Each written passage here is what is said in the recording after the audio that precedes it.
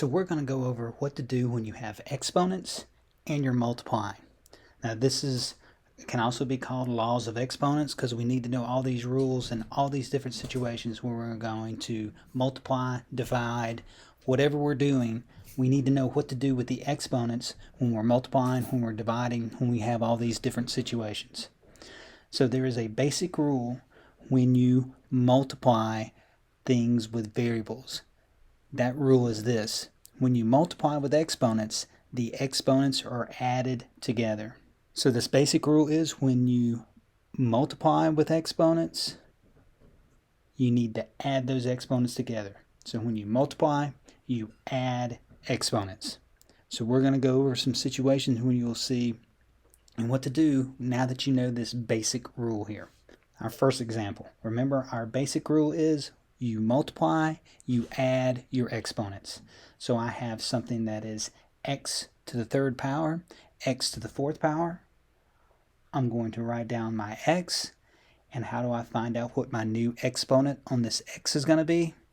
I add these two exponents together. 3 plus 4 is 7.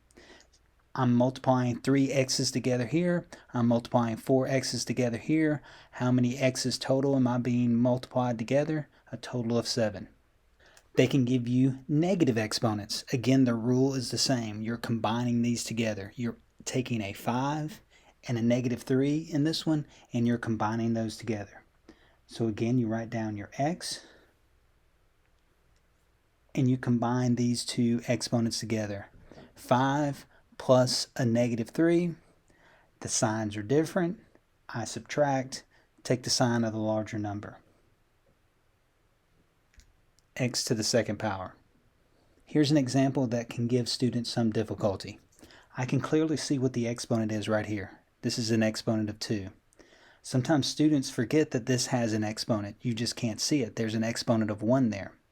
How many x's are being multiplied together here? Well, 2 x's are being multiplied together, and you're multiplying 1 more x to it. How many x's total are being multiplied together? Well, if I have 2 right here and 1 right there, there's an exponent of 1 right there.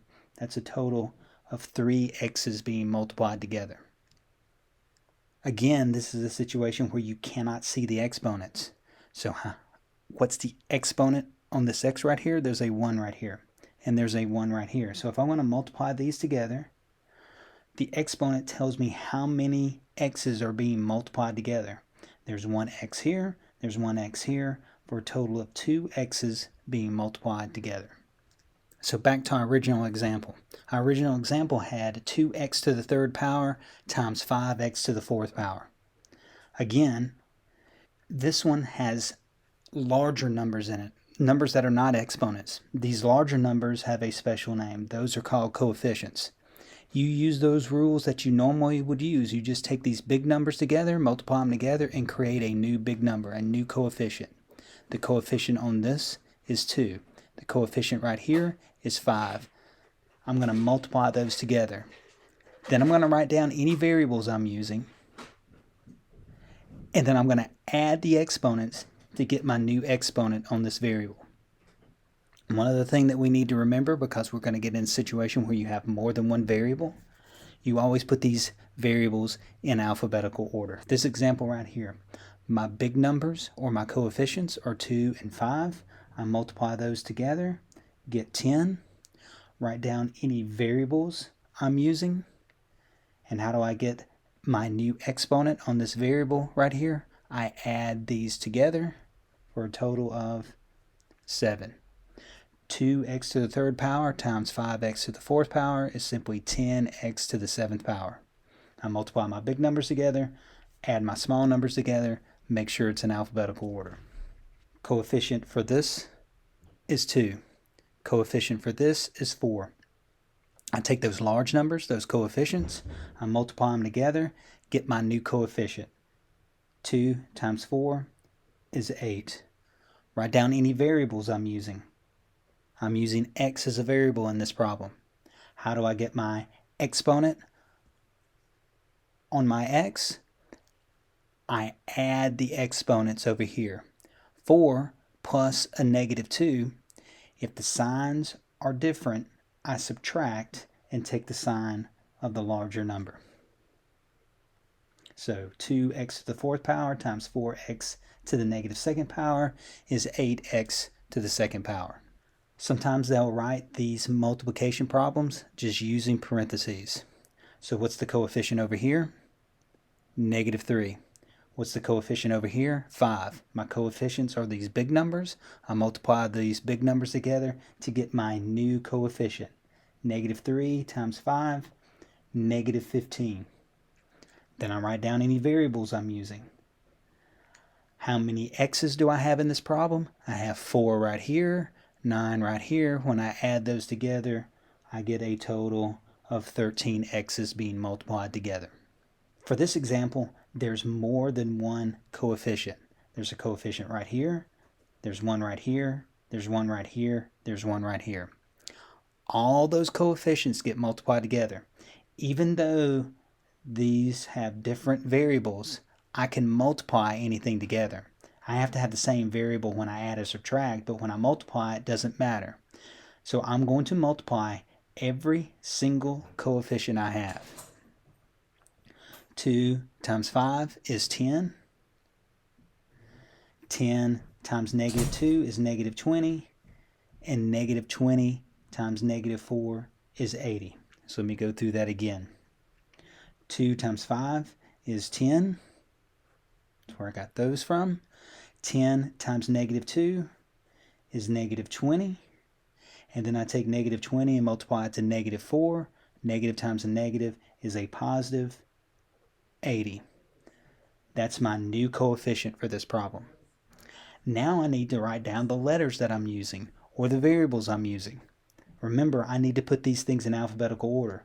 So what comes first in the alphabet, A or C? I'm going to put A, and then I'm going to count up all the A's I have. I have 3 A's right here and 4 A's right here for a total of 7 A's. So I've used all my A's.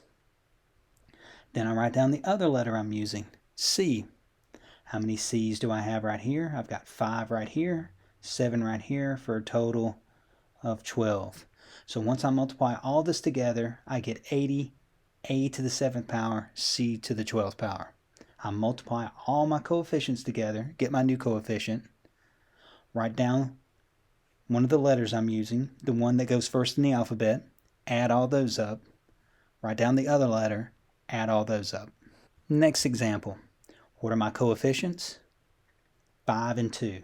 I multiply those together to get my new coefficient, 10. What letter am I using in this problem? X. How do I get my new exponent? On my x, I add these together. If I've got a 6 and a negative 5 and add them together, I get a 1. Am I supposed to write ones? No. I simply write 10x. I don't have to write an exponent of 1, just like I don't have to write a 1 in the bottom of a fraction. Additional examples of multiplying using your laws of exponents. The fact that when you multiply, you have to add your exponents. I write down my variable that I'm using in this problem. I look at my exponents. Since I'm multiplying, I need to add these together. Remember, if the sign's the same, you add them together and keep the sign. So 70 and 2 added together is 72, and you keep the sign negative 72. Next example. Again, the variable that I'm using is x. My law or my rule says that if I multiply, I'm supposed to add these exponents together. 0 and negative 4 added together is negative 4. When you get problems with more than one letter, bigger numbers, it's a good idea to write the problem down like this. So once I start doing things, I can mark stuff off so I don't get confused. So one of the letters I'm using in this problem is x. I write an x down. The exponent on this x is real easy to see. It's negative 19. The exponent on this x I can't see. So if I can't see it, there's a 1 right there. So I may need to put a 1 there to help me. 1 minus 19. Put those together, I get negative 18. Be a good idea for me to mark through this. so it's not confusing, so I can see what I have left over to deal with. I've got my y's. Write down a y, negative 27 and 62. So I've got an exponent of negative 27 and an exponent of 62. The signs are different. If the signs are different, I subtract and take the sign of the larger number. So if I take a 62 and subtract 27, I'm going to get 35. Is it going to be a positive 35 or a negative 35? I take the sign of the larger number. So I've combined the y's together. Once I mark through that, I can see I don't have anything left to deal with. This is my answer. Again, when you're dealing with a lot of numbers and a lot of letters, it's a great idea to write the problem down. So once you do something, you can mark through it. I'm going to start off with my A's. I want to write an A down because A comes first in the alphabet, and I'm going to combine my A's together. What exponent do I have on this A? A negative 25. What exponent do I have on this? A positive 7. The signs are different. If the signs are different, I subtract and take the sign of the larger number. If I take a 25 and a 7 and subtract them, I get 18, and I take the sign of the larger number, negative 18. So I mark through everything with an A. I go to my next letter in the alphabet, B. The exponent on this B is 3. The exponent on this B is negative 80. The signs are different. If the signs are different, I subtract, take the sign of the larger number. So if I take an 80 and a 3 and subtract them, I get a 77. Is it going to be a positive 77 or a negative 77? I take the sign of the larger number, negative 77. I mark through the B's in this problem. Now I can clearly see I've got C's left over. The exponent on this C is 28. The exponent on this C is negative 47. The signs are different. If the signs are different, I subtract. If I take a 47 and a 28 and subtract them, I get 19. And then I take the sign of the larger number, negative 19. So again, it's a good idea to write everything down on these larger problems. So once you combine things together, you can mark through it. Here's another example of a problem I probably need to write down. Need to write down all of this. So once I combine things together, once I combine all my X's together, I can mark through those. Y's, I can mark through those. Z's, I can mark through those. This X has an exponent of negative 1. What's the exponent on this X? 1. If I take a 1 and a negative 1 and combine them together, I get 0. X to the 0. Mark through that one, and mark through that one. Y. I've got a negative 88 exponent on this one and an 8 exponent on this one. If the signs are different, I subtract. That means if I have an 88 and an 8 and I subtract them, I get 80 and take the sign of the larger number. I'm going to take the sign of the negative 88. I mark through everything that has a Y. Next, I'm going to write down Z. This has an exponent of negative 5, and this has an exponent of negative 5. The signs are the same. The signs are the same. I add them together, keep the sign. If I add a 5 and a 5, I get 10, and I keep the sign, negative 10. There's only one other thing I need to do here. Anything raised to 0 power is 1. Or you could think of it this way. How many X's do I have left in this problem? None. I should not write an X down in this problem. The only thing I have left is Y to the negative 80, Z to the negative 10. This should be my answer on this one. As soon as I get a variable that has an exponent of 0, I don't have to write that exponent. As soon as I get a variable that has an exponent of 0, I don't have to write that variable anymore.